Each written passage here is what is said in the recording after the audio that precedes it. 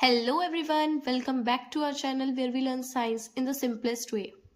तो इस वीडियो में हम microorganism friend and focus second part को कवर करेंगे, ठीक है, जिसमें हम हार्मफुल माइक्रो ऑर्गेनिज्म के बारे में पढ़ेंगे और नाइट्रोजन साइकिल को स्टडी करेंगे, ठीक है। तो सबसे पहले देखो, हार्मफुल माइक्रो ऑर्गेनिज्म क्या होते हैं। हार्मफुल माइक्रो ऑर्गेनिज्म वो माइक्रो ऑर्गेनिज्म होते हैं जो हमारी बॉडी को नुकसान पहुंचाते हैं, ठीक है। जो सिर्फ हमारी बॉडी को नुकसान नहीं पहुंचाते, जो एनिमल्स की बॉडी को भी नुकसान पहुंचाते हैं, प्लांट्स की बॉडी को भी और ह्यूमंस की बॉडी को भी नुकसान पहुंचाते हैं, उनको हम बोलते हैं हार्मफुल माइक्रो ऑर्गेनिज्म। तो ये जो हार्मफुल माइक्रो ऑर्गेनिज्म होते हैं, ये दो काम करते हैं। या तो ये प्लांट, एनिमल, ह्यूमन की बॉडी में डिसीज कॉज करते हैं, या तो ये उनकी बॉडी में फूड पॉइजनिंग कॉज कर देते हैं, ठीक है। प्लांट्स की नहीं, ह्यूमंस की, ठीक है। अब देखो, पैथोजेंस क्या होता है। पैथोजन का मतलब होता है जो बैक्टीरिया डिसीज कॉज कर रहा है, जिसकी वजह से हमें डिसीज हो रही है, उसको हम बोल रहे हैं पैथोजन। मतलब जैसे मान लो मेरी बॉडी में एक बैक्टीरिया चला गया और वो बैक्टीरिया मुझे क्या कॉज कर रहा है, फीवर कॉज कर रहा है, टाइफाइड कॉज कर रहा है, ठीक है। तो उस बैक्टीरिया को मैं क्या बोलूंगी, उसको पैथोजन बोलूंगी मैं, ठीक है, क्योंकि वो मेरी बॉडी के अंदर जाके मेरे को डिसीज कॉज कर रहा है, ठीक है। अब ये जो डिसीज होती है ना ह्यूमन में, ये दो टाइप की होती है, एक कम्युनिकेबल डिसीज, एक नॉन कम्युनिकेबल डिसीज, ठीक है। अब कम्युनिकेबल से जैसे कि आपको समझ आ रहा होगा, कम्युनिकेबल डिसीज वो डिसीज होती है जो इजीली स्प्रेड हो जाती है, ठीक है। मान लो जैसे आपको कोल्ड है, तो आप किसी एक पर्सन से मिले, ठीक है, तो उसको भी क्या हो जाएगा, कोल्ड हो जाएगा, वो भी इन्फेक्ट हो जाएगा, ठीक है। या आप किसी इन्फेक्टेड पर्सन से मिलते हो तो आपको भी बहुत जल्दी वो इन्फेक्शन कैच कर लेती है, ठीक है। तो वो होती है हमारी कम्युनिकेबल डिसीज, ठीक है। तो जैसे देखो, disease that can spread from an infected person to a healthy person, मतलब वो डिसीजेस जो एक इन्फेक्टेड पर्सन से एक हेल्दी पर्सन में आ जाती है, उसको हम बोलते हैं कम्युनिकेबल डिसीज, ठीक है। एग्जाम्पल है जैसे इसका कॉमन कोल्ड, जैसे हमें कोल्ड हो जाता है, चिकन पॉक्स होता है ना वो। अब नॉन कम्युनिकेबल डिसीजेस क्या होती हैं, जो स्प्रेड ही नहीं होती। अब जैसे कैंसर है, अब कैंसर के पेशेंट के साथ आप खाना खा लो, आप कुछ कर लो, आपको कैंसर उसकी बॉडी से आपकी बॉडी में थोड़ी आ जाएगा। तो कैंसर नॉन स्प्रेडेबल होता है, ठीक है।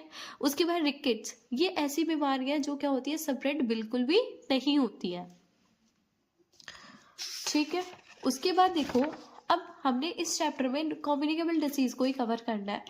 अब देखो, कम्युनिकेबल डिसीज जो होती है, जैसे एक पर्सन से दूसरे पर्सन में हो गई, ठीक है, एक इंसान से दूसरे इंसान में हो रही है, तो वो चीज को लेके कौन जा रहा है, मतलब उस इन्फेक्शन को लेके कौन जा रहा है, तो उस इन्फेक्शन को लेके जाते हैं कैरियर्स, ठीक है। Agent which help in the transfer of pathogen from one place to another, मतलब ये वो एजेंट होते हैं जो पैथोजन की हेल्प करते हैं एक जगह से दूसरी जगह लेके जाने में, ठीक है। अब एजेंट्स जो होते हैं हमारे, लिविंग भी होते हैं, नॉन लिविंग भी होते हैं। जैसे पहला ही एजेंट देखो, जो हाउस फ्लाई होती है, ठीक है, मतलब जो मक्खी होती है, मक्खी क्या करती है, एक बीमारी को दूसरी जगह लेके जाती है। अब जैसे मान लो, आपको पता ही है कि जो मक्खी होती है वो हर जगह पे जाती है, ठीक है, मतलब वो गंदगी गंदगी वाली जगह पे भी जाती है, ठीक है। तो वो मक्खी मान लो कोई बहुत गंदी जगह पे चली गई, ठीक है, वहां से मक्खी आई आपके घर पे, ठीक है, आपके खाने पे बैठ गई, वो आपने खाना खा लिया, तो आपको क्या कॉज हो जाएगी, आपको इन्फेक्शन कॉज हो जाएगी, ठीक है, आपको इन्फेक्शन हो जाएगी, ठीक है, जिससे आपको बीमारी लग जाएगी, ठीक है।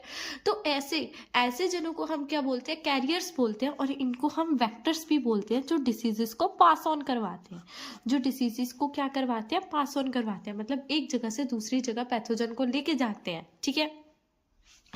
ये लिविंग भी होते हैं, ये नॉन लिविंग भी होते हैं, ठीक है। जैसे मान लो मॉस्किटो, इंसेक्ट्स हो गए, डॉग्स हो गए, ठीक है। नॉन लिविंग में जैसे एयर, वाटर, फूड, ठीक है। जैसे मान लो अगर हमने फूड जो है वो कंटेमिनेटेड फूड खा लेते हैं, ठीक है, तो उसकी वजह से भी क्या हो जाती है, बीमारियां हो जाती हैं, ठीक है। और इंसेक्ट्स वगैरह, जैसे वो भी एक जगह से दूसरी जगह जाते हैं, जैसे मैंने आपको मक्खी का ही एक एग्जाम्पल दिया था, ठीक है।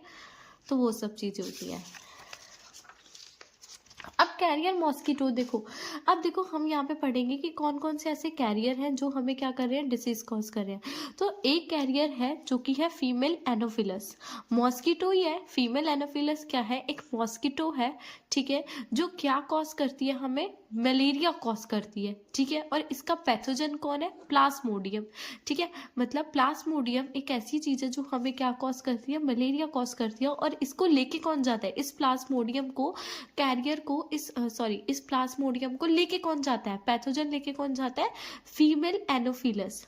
ठीक है, देखो जो भी कैरियर होती है वो सिर्फ और सिर्फ फीमेल्स होती है, मेल कैरियर नहीं होते हैं। ठीक है, तो फीमेल एनोफिलस क्या करेगी, अब मान लो एक पर्सन को क्या है, मलेरिया है।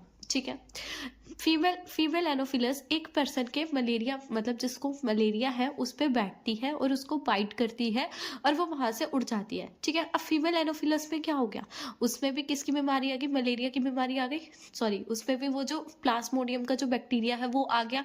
ठीक है, अब जैसे वो अब अपने साथ एक पैथोजन को लेके घूम रहा है, अब जैसे ही वो सेकेंड को काटेगा, जैसे देखो एक पर्सन को क्या है, मलेरिया है। ठीक है, एक पर्सन को मलेरिया है, फीमेल एनोफिलस ने इस मलेरिया वाले इन्फेक्टेड पर्सन को काट लिया। ठीक है, बाइट कर लिया, तो फीमेल एनोफिलस की बॉडी में भी क्या आ जाएगा, ये प्लाज्मोडियम आ जाएगा। ठीक है, अब ये जो फीमेल एनोफिलस है ये अपने साथ एक पैथोजन को लेके घूम रही है।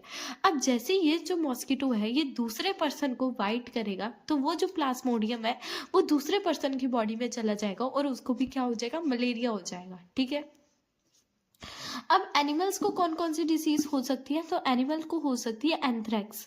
एंथ्रेक्स जो होती है ये ह्यूमन एंड कैटल डिसीज होती है, उनको माउथ डिसीज हो जाती है, फूड डिसीज हो जाती है, फूड डिसीज हो जाती है किसी भी वायरस की वजह से। ठीक है, अब हम पढ़ते हैं फूड पॉइजनिंग के बारे में। फूड पॉइजनिंग क्या होती है, मतलब जब आप कोई भी कंटेमिनेटेड फूड खा लेते हो या कोई ऐसा टॉक्सिक सब्सटेंस खा लेते हो, कोई टॉक्सिक फूड खा लेते हो, ठीक है, जो आपकी बॉडी के लिए एकदम सही नहीं होता, तो वो आपकी बॉडी में जाके डाइजेस्ट भी नहीं होता, तो उससे आपको फूड पॉइजनिंग हो जाती है। ठीक है, it is caused by eating food contaminated. Contaminated का मतलब होता है जो खराब खाना होता है। ठीक है, जिसके अंदर बहुत सारे क्या हो, हार्मफुल माइक्रोब्स हो। वो माइक्रोब्स क्या करते हैं, बहुत सारे टॉक्सिक सब्सटेंसेस को प्रोड्यूस करते हैं। टॉक्सिक मतलब जो बिल्कुल भी सही नहीं होते, जो बॉडी में बहुत ज़्यादा हार्म को कॉज करते हैं। ठीक है, दैट मेक फूड पॉइजनस, जिसकी वजह से जो फूड होता है वो क्या बन जाता है, वो पॉइजनस बन जाता है फूड। ठीक है, अब फूड प्रिजर्वेशन क्या होता है, सबसे पहले देखो प्रिजर्वेशन का मतलब क्या होता है। प्रिजर्वेशन का मतलब वो होता है, मतलब प्रिजर्वेशन का मतलब ऐसे बहुत डिफरेंट डिफरेंट सब्सटेंसेस जिनको हम फूड में ऐड करते हैं ताकि हमारा जो फूड है वो खराब ना हो। जैसे देखो फूड प्रिजर्वेशन का मतलब क्या है, यही प्रिजर्वेशन की टेक्निक को हम फूड में यूज करते हैं ताकि जो हमारा जो फूड है, हमारा जो खाना है वो लंबे समय तक चले। Different techniques are use to prevent or retard growth of microbes. ठीक है, ताकि हमारा जो खाना है वो लंबे समय तक चले, उसमें कोई भी माइक्रोब ना लगे, अगर कोई लग गया तो उसकी ग्रोथ आगे ना बढ़ सके, तो इसीलिए हम फूड प्रिजर्वेशन का यूज करते हैं। ठीक है, अब जैसे देखो अचार होता है, ठीक है, अचार में सरसों का तेल होता है, तो वो सरसों का तेल ना एक प्रिजर्वेटिव की तरह एक्ट करता है। ठीक है, अब उस सरसों के तेल की वजह से ना अचार में क्या नहीं हो सकता, माइक्रोब आ नहीं सकता, और वो अचार जो होता है वो लंबे समय तक चल सकता है। ठीक है, तो अब देखते हैं ऐसे कौन कौन से प्रिजर्वेटिव्स हैं जिनको हम फूड में क्या करते हैं, ऐड करते हैं, और जिसकी वजह से हमारा जो खाना है वो लंबे समय तक चलता है। सबसे पहले कॉमन सॉल्ट। कॉमन सॉल्ट क्या होता है, जो सादा नमक होता है ना उसको कॉमन सॉल्ट बोलते हैं। ठीक है, ये क्या करता है, ग्रोथ की ना, बैक्टीरियल की ग्रोथ को क्या करता है, प्रिवेंट करता है। जैसे ये हम मीट फिश वगैरह के लिए यूज करते हैं ताकि जो मीट होता है, जो फिश होता है, वो हम स्टोर करके रख सके। ठीक है, शुगर। अब जैसे शुगर, जैसे जैम्स जेलीस में क्या डाली जाती है, शुगर डाली जाती है ना। अब उनमें शुगर क्यों डाली जाती है, ताकि उनमें कोई भी माइक्रोब की ग्रोथ ना आए। ठीक है, मतलब कोई भी माइक्रोब की ग्रोथ ना हो, कोई भी माइक्रोब अच्छे से वहाँ पे जाए ही ना। ठीक है, मतलब ये माइक्रोब से उसको प्रिवेंट करके रखती है। ऑयल एंड विनेगर, जैसे कि मैंने आपको एग्जांपल दिया था पिकल्स का, ठीक है, फ्रूट्स का। हॉट एंड कोल्ड ट्रीटमेंट, मतलब जैसे मान लो आप बाहर से कोई भी सब्जी लाते हो, कोई भी फ्रूट लाते हो, तो आप सबसे पहले उसको क्या करते हो, आप बॉईल करते हो। आप बॉईल क्यों करते हो, आप बॉईल इसीलिए करते हो ताकि जो भी उसके ऊपर माइक्रोब लगे हुए हों, जो भी उसके अंदर बैक्टीरिया लगे हुए हों, वो क्या हो जाए, बॉइलिंग की वजह से, हीट की वजह से मर जाए। ठीक है, boiling kill harmful bacteria, cooling slow down microbial growth. ठीक है, अगर हम बॉईल करेंगे तो हार्मफुल बैक्टीरिया मर जाते हैं, कूल करते हैं तो माइक्रोबियल की ग्रोथ रुक जाती है। ठीक है, नेक्स्ट हमारे पास आता है पास्चराइजेशन। पास्चराइजेशन ये एक ऐसा प्रोसेस होता है जिसमें ना हम मिल्क को हीट करते हैं 70 डिग्री सेल्सियस पे। ठीक है, 70 डिग्री सेल्सियस ना बहुत हाई टेम्परेचर होता है। ठीक है। हम मिल्क को हीट करते हैं 70 डिग्री सेल्सियस पे, उसको हीट करते हैं 15 से 30 सेकंड के लिए, और देन उसको क्विकली क्या कर लेते हैं, मतलब जल्दी से उसको ठंडा कर लेते हैं। इससे होता क्या है, इससे ना मिल्क में जो भी बैक्टीरिया वगैरह होते हैं, मिल्क में जो भी माइक्रोब होते हैं, वो क्या हो जाते हैं, मर जाते हैं, जिससे आपका जो मिल्क होता है वो लंबे समय तक स्टोर हो सकता है। ठीक है। और ये जो पास्चराइजेशन का फूड प्रिजर्वेटिव का प्रोसेस है, ये बहुत इंपॉर्टेंट है, पेपर में आपका आ सकता है 1 मार्कर क्वेश्चन में। ठीक है। हम स्टोर करके रख सकते हैं, पैक करके रख सकते हैं किसी भी चीज़ को। अब जैसे मान लो कोई भी चीज़ है, हम उसको टाइट कंटेनर में उसको सील पैक करके रख सकते हैं। ठीक है। तो भी आपकी वो जो फूड है वो ख़राब नहीं होगी। तो अब हम चलते हैं इस चैप्टर के लास्ट टॉपिक की तरफ, जो कि है नाइट्रोजन साइकिल। देखो नाइट्रोजन साइकिल का मतलब क्या है, मतलब नाइट्रोजन की एक साइकिल। अब जैसे देखो, हर एक जने को क्या चाहिए होता है, नाइट्रोजन चाहिए होती है। एटमॉस्फेयर से ही नाइट्रोजन सबको मिलती है, क्योंकि एटमॉस्फेयर में हमारी क्या होती है, नाइट्रोजन होती है। ठीक है। एंड नाइट्रोजन जो होगी वो ह्यूमंस को भी चाहिए, एनिमल्स को भी, प्लांट्स को भी चाहिए। तो क्या ये नाइट्रोजन जो होती है एटमॉस्फेयर में कम नहीं होती? ठीक है। तो उसी की अब हम साइकिल पढ़ेंगे।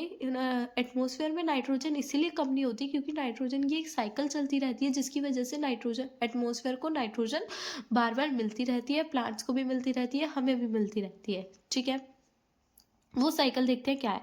सबसे पहले एटमॉस्फेरिक नाइट्रोजन जो होगा, वो एटमॉस्फेरिक नाइट्रोजन को एक बैक्टीरिया लेगा, जिस बैक्टीरिया का क्या नाम है, राइजोबियम बैक्टीरिया।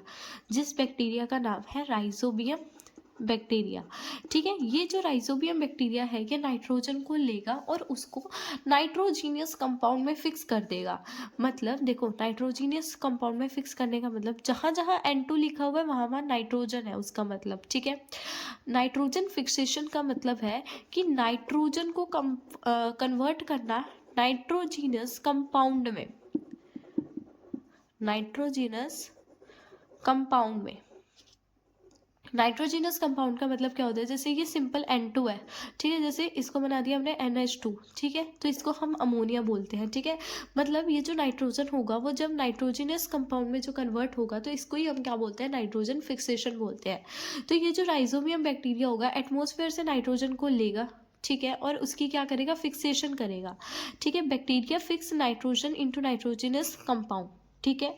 कौन सा बैक्टीरिया, राइजोबियम। ठीक है। फिर इस नाइट्रोजीनियस, मतलब इस नाइट्रोजीनियस कंपाउंड को कौन ले लेता है, सॉइल ले लेती है। ठीक है। कौन ले लेती है, सॉइल में चला जाता है। ये जो कंपाउंड होते हैं नाइट्रोजन के, वो कहाँ चले जाते हैं, सॉइल में चले जाते हैं। सॉइल से वो कहाँ जाते हैं, प्लांट के पास जाते हैं। ठीक है।